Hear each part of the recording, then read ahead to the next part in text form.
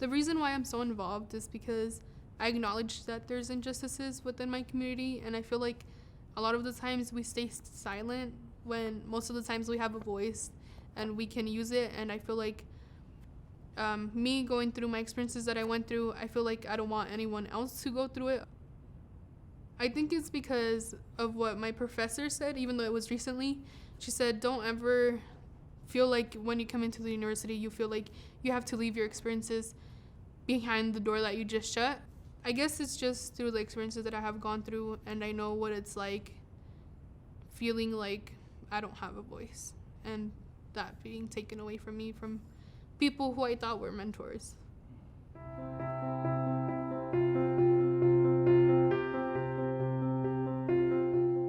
My name is Elizabeth Estrada-Murillo. This will be my second year going into the University of Utah, and I am majoring in education.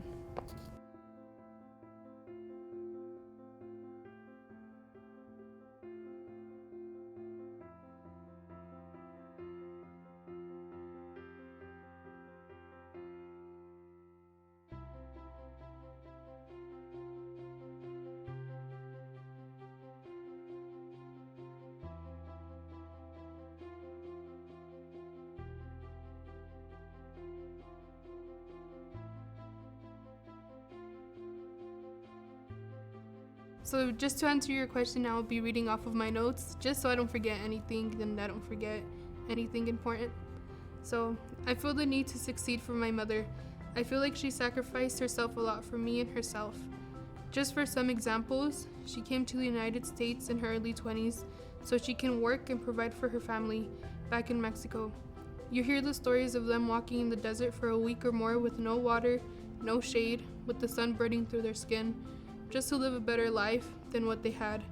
Every time that I ask her questions about her life before crossing the border, she just doesn't want to recall any of it, and I think it's because of the trauma she experienced, which is valid. But now living in the present, it is very clear that people like her are treated less than, and the government doesn't even justify their human rights because they couldn't check off the box of citizenship.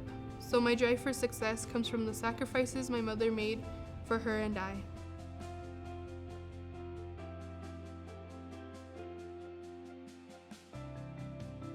So I guess the motivation and the drive comes from